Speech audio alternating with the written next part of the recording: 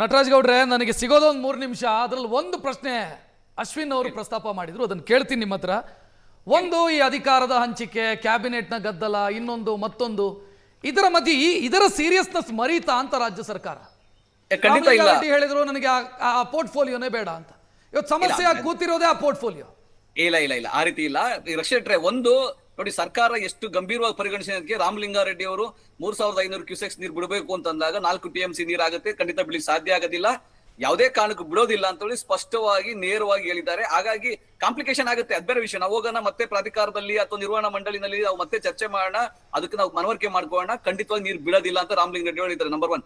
Number 2, Mekedatu project ಬರಬೇಕು ಅಂತ ಹೇಳಿ ಆಲ್ರೆಡಿ ಸದನದಲ್ಲಿ ಚರ್ಚೆ ಮಾಡಿ ಮುಖ್ಯಮಂತ್ರಿಗಳು ಕೂಡ ಖುದ್ದಾಗಿ ದೆಹಲಿನಲ್ಲಿ ಜಲಶಕ್ತಿ ಸಂಪನ್ಮೂಲ ಮಿನಿಸ್ಟರ್ಗಳಿಗೂ ಕೂಡ ಮಾಹಿತಿಯನ್ನು ಕೊಟ್ಟು ಅದನ್ನ ಆಗ್ಲೇಬೇಕು. ಯಾಕಂದ್ರೆ 67 TMC ಕಳೆದ ವರ್ಷ 330 TMC ತಮಿಳುನಾಡಿಗೆ ಹೊರಟೋಗಿದೆ. ಸಮಸ್ಯೆ ಏನು ಗೊತ್ತಾ? ಸಮಸ್ಯೆ ಸಂಕಷ್ಟ ಆದಾಗ ಮಾತ್ರ ನಾವು ಮೇಕೆದಾಟು ಬಗ್ಗೆ ಮಾತನಾಡ್ತೀವಿ.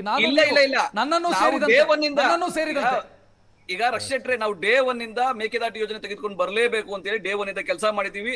ಕೇಂದ್ರ ಸರ್ಕಾರ ನಮ್ಗೆ ಇಲ್ಲಿವರೆಗೂ ಅನುಮತಿ ಕೊಟ್ಟಿರಲಿಲ್ಲ. ಆದ್ರೆ ಸುಪ್ರೀಂ ಕೋರ್ಟ್ ಏನ್ ಹೇಳಿದೆ, ನಮಗೆ 177 ರಾಜ್ಯಸಭೆಯಲ್ಲಿ ಹೇಳಿದ್ರಲ್ವ ಸರ್, ಮಾಡ್ಕೊಳ್ಳಿ. ಇವಾಗ ಹೇಳಿದ್ದಾರೆ ಈ ಮುಖ್ಯಮಂತ್ರಿಗಳು ಬಂದ ಮೇಲೆ ಅವರು ಕಮ್ಯುನಿಕೇಟ್ ಮಾಡಿದ್ದಾರೆ, ಮಾಡ್ಕೊಳ್ಳಿ ಅಂತ ಹೇಳಿದ್ದಾರೆ. ಆಮೇಲೆ ಪರಿಷ್ಕೃತ ನೀವು ಪ್ರಾಜೆಕ್ಟ್ ನ ಮತ್ತೆ ನಮಗೆ DPR ಕಳ್ಸಿಕೊಡಿ ಅಂತ ಕೇಳಿದ್ದಾರೆ.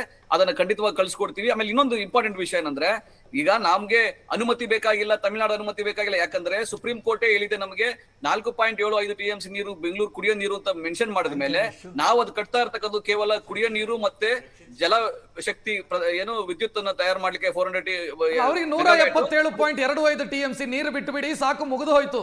ಆದೇಶದ ಪಾಲನೆ ಆಯ್ತು ಸುಪ್ರೀಂ ಕೋರ್ಟ್ ಇದ್ದು. ನಾವು ಅಣೆಕಟ್ಟು ಕಟ್ಕೊಂಡ್ರೆ ಅವ್ರಿಗೇನ್ ಪ್ರಾಬ್ಲಮ್?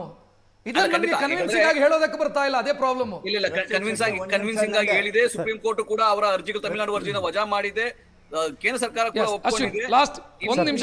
ಯಾವ ರೀತಿಯ ಸಮಸ್ಯೆ ಸಿಂಪಲ್. ನಾನು ಈಗ ಗಾದೆ ಇದೆ, ಬೆಂಕಿ ಬಿದ್ದ ಮನೇಲಿ ಗಳ ಎಳಿಬಾರ್ದು. ಸಂಕಷ್ಟ ಸ್ಥಿತಿನಲ್ಲಿ ಇದೀವಿ. ಪ್ರಾದೇಶಿಕ ಪಕ್ಷ ನಮ್ಗಳನ್ನ ಉಪಯೋಗಿಸ್ಕೊಳ್ಳಿ, ನೀವು ಬನ್ನಿ, ಎಲ್ರೂ ಕರೀರಿ.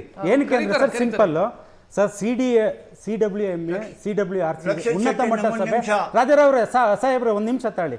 ಆ ಉನ್ನತ ಮಟ್ಟ ಸಭೆ ಆಯ್ತಲ್ಲ ಸರ್ ಕಳೆದ ಬಾರಿ, ಅವಾಗ ಹೇಳಿದ್ರು ನೀರೇ ಬಿಡೋ ಅವಶ್ಯಕತೆ ಇಲ್ಲ ಅಂತ ಹೇಳಿದ್ರು.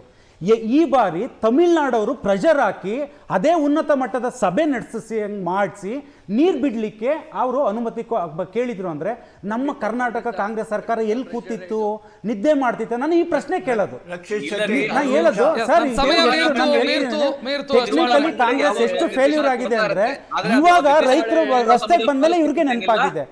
ಎಲ್ಲರೂ ಶಾಸಕರಾಗಿ ಪ್ರತಿಯೊಬ್ಬರು ರಸ್ತೆಗೆ ಬಂದ್ಮೇಲೆ ಇವಾಗ ಸರ್ಕಾರಕ್ಕೆ ನೆನಪಾಗಿದೆ. ಅಶ್ವಿನ್, ನನ್ನ ಸಮಯ ಮೀರಿತು. ಕ್ಯಾಪ್ಟನ್ ರಾಜಾರಾವ್ ಅವರೇ ಥ್ಯಾಂಕ್ ಯು. ಶಿವಲಿಂಗಯ್ಯ ಅವರಿಗೂ ಧನ್ಯವಾದವನ್ನ ಹೇಳ್ತಾ, ಗೌಡ್ರೆ ಧನ್ಯವಾದ ಕಾರ್ಯಕ್ರಮದಲ್ಲಿ ಭಾಗವಹಿಸಿದ್ದಕ್ಕೆ.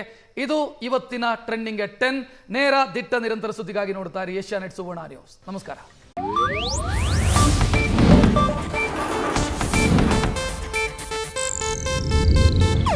ಇದು ಏಷ್ಯಾನೆಟ್ ನ್ಯೂಸ್ ನೆಟ್ವರ್ಕ್ ಪ್ರಸ್ತುತಿ.